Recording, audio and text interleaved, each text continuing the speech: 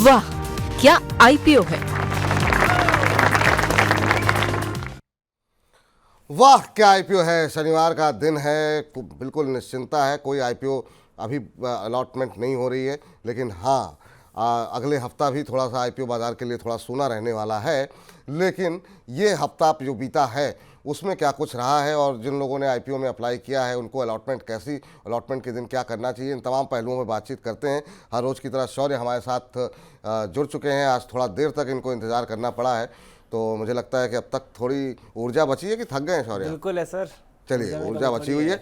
लेकिन पिछले हफ्ते एक खबर आई, काफ़ी महत्वपूर्ण खबर आई, और वो आई एसएमई को लेकर के।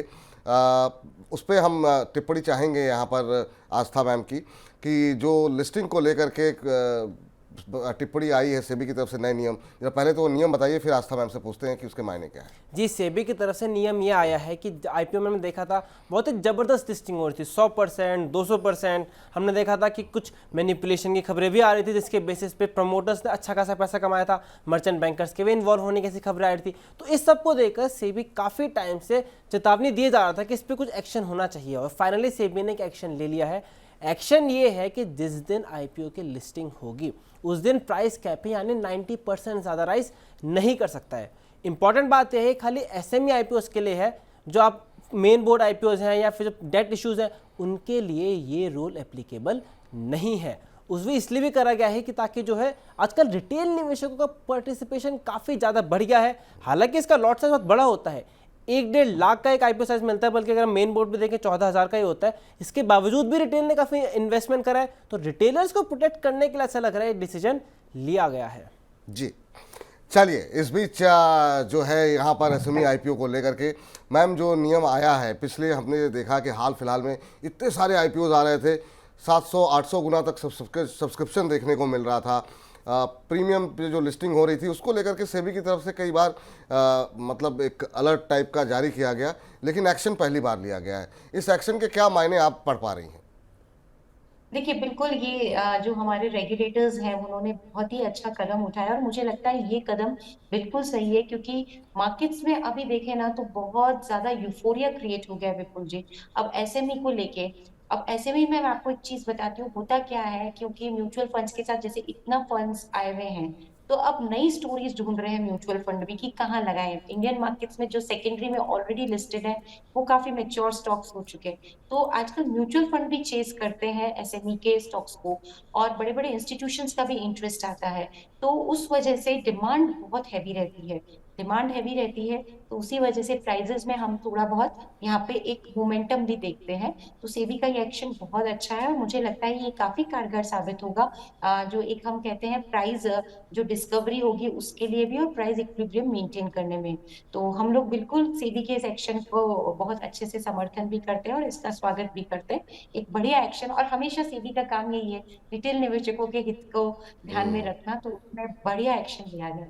चलिए, तो ये एक अच्छी जो है पहल सेबी की तरफ से, ताकि ऐसा ना हो कि बहुत लोग ऊपर के लेवल पे फंस जाएं, तो उनको बचाने के लिए सेबी की तरफ से एक कदम उठाया गया है। सॉरी, पिछले हफ्ते हमने देखा कि 2 आईपीओ भी आए और दोनों में एक अच्छा रिस्पांस देखने को मिला है। क्या कुछ वो आईपीओ रहे और क्या फाइनल नंबर्स क्या रहे हैं वो बताइए, फिर क्या जिनको अलॉटमेंट होगा उन्हें क्या करना चाहिए वो आस्था जी से पूछते हैं। जी चलिए, पहले डिस्कस कर लेते हैं एमक्योर फार्मा के बारे में। सब्सक्रिप्शन से स्टार्ट करते हैं। टोटल सब्सक्राइब हुआ था 67.87 टाइम्स। रिटेल का सब्सक्रिप्शन रिलेटिवली कम हुआ है, रिटेल ने 7 गुना के आसपास सब्सक्राइब करें, exactly 7.36। High net worth individual 49 times से ज़्यादा, लेकिन QIB यानी क्वालिफाइड निवेशकों ने 191 टाइम्स इसमें सब्सक्राइब किया है। कंपनी पर नजर डालें तो कंपनी फार्मास्यूटिकल की one of the leading companies है, और इसमें गायनोकोलॉजी और HIV एंटीवायरस बनाने में लीडिंग कंपनी है जिसमें इसकी एक्सपर्टीज है। और इस इंडस्ट्री में हम देखते हैं अगर आपको क्या एक्सपर्टीज मिल गई तो इलास्टिसिटी काफ़ी कम हो जाती है, क्योंकि आप कंज्यूमर्स बाबर आप ही के ब्रांड को लेना चाहेंगे, जिसकी एक बार एक रेपुटेशन और वैल्यू बन जाती है। और फाइनेंशियल्स के भी हिसाब से देखें तो कंपनी के अच्छी खासी ग्रोथ नजर आई है रेवेन्यूज के अंदर। तो यहाँ पर क्या करना चाहिए आस्था मैम? जिनको अलॉटमेंट मिल जाए उनको क्या लिस्टिंग के दिन निकलना चाहिए या फिर लॉन्ग टर्म के लिए होल्ड करना चाहिए? यहाँ जो तमाम ब्रोकर्स की जो राय है वो भी जरा अपने दर्शकों को बता देते हैं। आनंद राठी का मानना ये है कि अगर आपने निवेश कर दिया है तो लंबी अवधि के लिए बने रहें। बाकी अरिहंत कैपिटल, रिलायंस सिक्योरिटीज़, निर्मल बैंक सिक्योरिटीज़ ने सब्सक्राइब की सलाह दी थी। अब इनके कहने पर जिन्होंने सब्सक्राइब किया होगा उनको क्या आपकी सलाह रहेगी आस्था जी? तो देखिए, क्योंकि आईपीओ मार्केट्स मैं बहुत क्लोजली ट्रैक करती हूँ, तो मैंने भी इसमें नोट निकाला था और हमारी भी रेटिंग सब्सक्राइब की थी। तो एमक्योर के आईपीओ को हमने भी एट हेम सिक्योरिटी सब्सक्राइब दिया था। तो सलाह यही है कि लिस्टिंग के दिन अब करना क्या है, क्योंकि अलॉटमेंट टफ हो जाता है, इस तरह के सब्सक्रिप्शन फिगर्स आते हैं। तो जो नई एंट्री करना चाहते हैं, मुझे ऐसा लगता है कि ये जो लिस्टिंग होगी ये अच्छे प्रीमियम पे लिस्ट होगा, जैसे कि 20% या थोड़ा बहुत उसके ऊपर, वहां तक के प्रीमियम तक लिस्ट होने के यहाँ पे चांसेस लगते हैं। तो अगर ये किसी भी वजह से लिस्टिंग के दिन 1200 के आसपास मिलता है तो खरीदें। 1200 के ऊपर अगर ये चला गया, क्योंकि चांसेस तो अच्छी लिस्टिंग के हैं, तो उस दिन ना इसमें एंट्री करें, क्योंकि वो काफी हाई प्राइस हो जाएगा। तो 1200 से 1250 के जोन अच्छे रहेंगे नई खरीदारी करने के लिए लिस्टिंग के दिन। लेकिन उसके ऊपर थोड़ा सा ये ज्यादा वो एक्सपेंसिव भी हो सकता है, तो उसका ध्यान रखें। बट मुझे लगता है लिस्टिंग इसकी बढ़िया होती हुई बिल्कुल यहाँ पे नजर आएगी। तो जिनको मुनाफा होगा लिस्टिंग का, वो लिस्टिंग के दिन मुनाफा बुक करें या फिर और लंबे अवधि के लिए होल्ड करना चाहिए मैम? देखिए, मेरे हिसाब से पार्शियली बुक करें, पूरा ना निकालें, क्योंकि ये लॉन्ग टर्म के लिए भी बहुत अच्छा कैंडिडेट है। लॉन्ग टर्म में यहाँ पे 2-3 चीजें काफी अच्छी हैं। कंपनी ने बहुत सारी कैपेसिटीज लगाई थी, फैसिलिटीज लगाई थी, उन सबसे रिजल्ट्स आने लगेंगे। दूसरी तरफ कुछ इश्यू प्रोसीड्स ये लोग डेट रीपेमेंट करने के लिए कर रहे थे, तो जी इंटरेस्ट कॉस्ट में डायरेक्ट बचत होगी, तो वो भी फाइनेंशियल्स को अच्छी बताएगी। और मेरे हिसाब से इनका जो मार्जिन है वो हमें बढ़ते हुए नजर आएगा, जो कि EBITDA मार्जिन जो मैंने कैलकुलेशन किया 22.5% तक आने की उम्मीद है आने वाले टाइम में। तो 8 से लेके 24 मंथ में ये बहुत बढ़िया परफॉर्म करती हुई नजर आएगी। लॉन्ग टर्म के लिए रखना है तो पार्शियली प्रॉफिट बुक करें, पार्शियली होल्ड करने की सलाह है।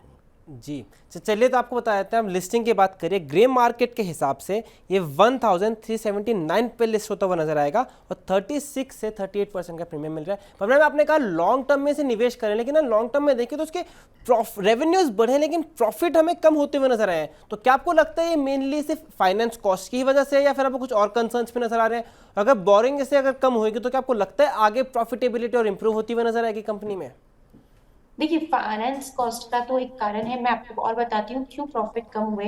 कोविड वाले सीजन में इनका एकदम से सेल्स हाइक हुआ, उसके बाद इन्होंने डिस्ट्रीब्यूटरशिप को बढ़ाया अपने। तो जब आप इस तरह के खर्चे करते हैं कि डिस्ट्रीब्यूटरशिप, और दूसरा इन्होंने कुछ एक्विजिशंस भी किए थे, ये मैं 2021 की बात कर रही हूँ। तो 2021-22 में कुछ एक्विजिशंस हुए, कुछ डिस्ट्रीब्यूटर्स के बेस को बढ़ाने में कंपनी ने खर्चे किए, कुछ एम्प्लॉय कॉस्ट भी इनकी बढ़ी। तो ये सब के चलते इनके प्रॉफिट्स आपको एक वॉलेटाइल दिखेंगे, कभी ऊपर कभी नीचे फ्लक्चुएटिंग दिखेंगे। लेकिन जो बड़े खर्चे कंपनी को करने थे कंपनी ने कर लिए मेरे हिसाब से। तो आगे जाते हुए एक हमें स्टेबिलिटी बॉटम लाइन में देखने को मिलेगी, उसमें इंटरेस्ट कॉस्ट भी ऐड हो जाएगी, तो बॉटम लाइन पे सीधा फायदा होगा। और इसीलिए ये मैं लॉन्ग टर्म के लिए भी पॉजिटिव हूँ इस काउंटर। जी, चलिए, तो ये राय यहाँ पर निकल के आती हुई 1200-1250 के बीच में अगर लिस्ट होता है या फिर वो भाव देखने को मिलता है, तभी आप, अगर आपको अलॉटमेंट नहीं हुआ तभी आप उसमें चेस करने की कोशिश कीजिएगा, खरीदने की कोशिश कीजिएगा। और अगर उसके ऊपर जाता है तो अभी थोड़ा सा होल्ड कीजिए, नीचे आएगा फिर देखा जाएगा। और जिनको भी अलॉटमेंट हुआ है लिस्टिंग के दिन पार्शियल मुनाफा अपना बुक कर लें अगर आप लंबी अवधि के निवेशक हैं तो। और अगर आप लिस्टिंग का मुनाफा लेकर के खुश हैं तो बिल्कुल मुनाफा बुक कर लेना चाहिए। चलिए अगली कंपनी के बारे में बताइए शौर्य जी। अगली कंपनी है बंसल वायर। बंसल वायर में देखिए सिमिलर टाइप के नंबर आ रहे हैं सब्सक्रिप्शन के, टोटल 62 टाइम्स के आसपास। रिटेल ने यहाँ भी कम सब्सक्राइब किया है बाकी कैटेगरी के मुकाबले। रिटेल का सब्सक्रिप्शन है 14 टाइम्स के आसपास, हाई नेटवर्थ इंडिविजुअल ने 54 टाइम्स और QIB ने 153 टाइम्स सब्सक्राइब करते हुए नजर आया है। ग्रे मार्केट पर नजर डालें तो ग्रे मार्केट में कंपनी को 30% के आसपास प्रीमियम पर लिस्टिंग दिखा रहे हैं। कंपनी की बात करें तो कंपनी वायर्स बनाने के कारोबार में हाई कार्बन, लो कार्बन कई तरह के वायर्स को बनाती है और हाई कार्बन का काफ़ी ज़्यादा हाई क्वालिटी का आता है जो कंपनी ने प्रोडक्ट निकाला है, उससे कंपनी को उम्मीद है कि अच्छा आगे प्रॉफिट मिलते हुए नजर आ सकते हैं। लेकिन पूरी इंडस्ट्री जो हमें कंपटीशन काफ़ी है, तो कॉम्पिटिटिव इंटेंसिटी एक है जो कंपनी के लिए खतरा बन सकती है। मैम, बंसल वायर पे क्या व्यू है हेम सिक्योरिटीज़ का, और यहाँ पर भी क्या उम्मीद करें कि अच्छी लिस्टिंग होनी चाहिए? जी बिल्कुल, ये भी अच्छी लिस्टिंग होता हुआ ही इसमें भी हमें देखने को मिलेगी और मुझे लगता है इसके पीछे भी कुछ कारण है। इश्यू में एक चीज़ जो थोड़ी-सी खटक रही थी वो यही थी कि ये ओवर प्राइस लग रहा था on the face of it, क्योंकि पीई मल्टीपल इसका 52 के आसपास आ रहा था जिससे कि ये लोग आईपीओ लेके आ रहे थे। लेकिन इसमें भी जो फ्यूचर प्रोस्पेक्ट्स हैं वो काफ़ी ज़्यादा स्ट्रॉन्ग है। एक पॉइंट तो मैं डेट का बता ही देती हूँ कि यहाँ पे भी कुछ एक डेट कम होता हुआ नज़र आएगा, हल्का होता हुआ नज़र आएगा, तो वो फायदा सीधा बॉटम लाइन पे होता है। और दूसरी तरफ देखा जाए तो इन्होंने कुछ एक एग्रीमेंट्स भी किए हुए हैं कंपनीज के साथ, तो वहां से भी अब वो फाइनेंशियल्स में जो एग्रीमेंट हुए हैं उसकी वजह से वो कंपनी के फाइनेंशियल्स भी इनकी फाइनेंशियल्स को मजबूती प्रदान करते हुए नजर आएंगे। तो ये काउंटर भी अच्छा लगता है और इंडस्ट्री टेलविंड तो काफी स्ट्रांग है, क्योंकि जिस तरह से हाई कार्बन वायर है तो वो आपके ऑटोमोबाइल सेक्टर में काम में आता है, लो कार्बन वायर है तो वो आपका जो हम फेंसिंग वगैरह करते हैं उसके काम में आता है। तो ऑटोमोबाइल हो या फिर इंफ्रास्ट्रक्चर हो, दोनों इंडस्ट्री टेलविंड हम सबको पता है काफी स्ट्रांग है। तो कंपनी को यहाँ डिमांड सतत रहेगी और ये भी अच्छा आईपीओ है। लिया हुआ इसमें अप्लाई करते हैं और भाग्यशाली रहते हैं कि अलॉटमेंट होता है, तो बिल्कुल इसमें भी प्रॉफिट बुक करने की जल्दबाजी ना करें, कुछ ही मुनाफा वसूल करें पार्शियली और पार्शियल होल्ड करने की सलाह रहेगी चलिए, लॉन्ग तो टर्म। यहाँ पर भी कुछ कह रहे हैं सौरभ? यहाँ पर भी मुनाफा जो है पार्शली बुक करने की ही सलाह है, और अगर आप होल्ड कर सकते हैं तो होल्ड करें। आगे भी यहाँ पर पॉजिटिव व्यू है, यहाँ पर आगे भी सकारात्मक व्यू देखने को मिल सकता है। चलिए, वंशिका सेठवानी जी कह रही हैं कि शौर्य सर का जोश ऑन द टॉप। तो शौर्य जी, आपके लिए जो है टिप्पणियाँ आ रही हैं वंशिका जी की, और कह रही हैं राधे राधे सर जी, गो डिजिट का आईपीओ अलॉट हुआ है, अभी तक होल्ड पर है, उस पर क्या करना चाहिए प्लीज़ बताएं, नज़रिया 3 से 6 महीने का है। तो मैम, आईपीओ सेगमेंट में आईपीओ से जुड़े हुए कुछ एक सवाल आते रहते हैं और वो हम चाहते हैं कि कार्यक्रम में शामिल करें। गो डिजिट का आईपीओ अभी तक ये होल्ड कर रही हैं, आईपीओ के समय इनको अलॉटमेंट हुई थी, 3 से 6 महीने का नज़रिया है। आपकी राय क्या रहेगी मैम अभी गो डिजिट को लेकर के, क्या करना चाहिए?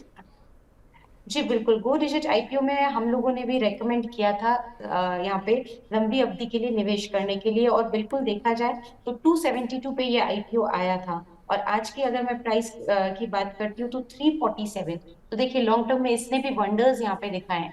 इसमें बहुत बड़ा पॉजिटिव आपको मैं बताती हूँ बिल्कुल जी, ये इसका मैनेजमेंट था।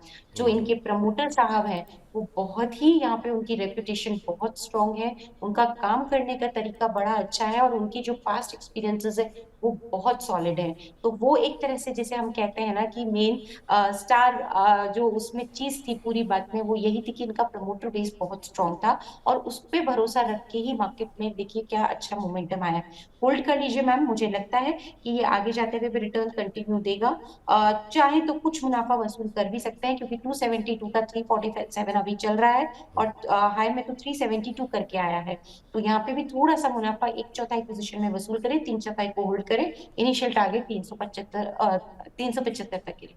375 तक। एक छोटा सा सवाल और ले लेते हैं मैम, साकेत अग्रवाल जी हैं, कह रहे हैं कि अलाइड ब्लेंडर का भी जो हाल फिलहाल में आईपीओ गया है उसको इनको आईपीओ अलॉटमेंट हुआ था, कह रहे हैं कि 16 शेयर तो इन्होंने 18% गेन में बेच दिए हैं, बाकी बचे 37 शेयर में किस लेवल तक होल्ड करूं? मैं अभी 10-15 दिन और होल्ड कर सकता हूं या फिर मुझे लॉन्ग टर्म के लिए इसे मुझे वेट करना चाहिए, ये समझना चाह रहे हैं। हाल की लिस्टिंग है अलाइड ब्लेंडर्स और 18% गेन में 16 शेयर बेच के निकल गए हैं, बाकी होल्ड कर रहे हैं।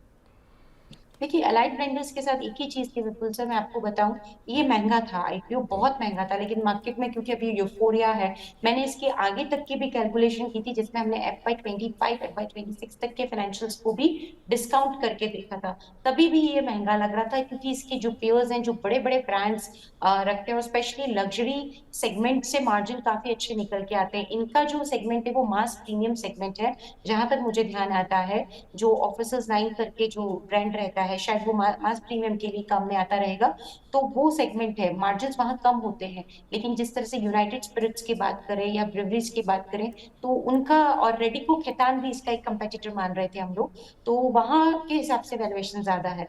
तो मैं वैल्यूएशन को लेकर इतनी कंफर्टेबल नहीं हूँ और इसीलिए इतना बढ़ गया है, तो बहुत बढ़िया बात है, मुनाफा वसूल करने की ही मैं सलाह दूंगी। चलिए, तो मुनाफा वसूल करने की ही सलाह यहाँ पर निकल करके आती हुई, और इसी के साथ वाह क्या आईपीओ है को यहीं पर समाप्त करते हैं। वाह क्या आईपीओ है।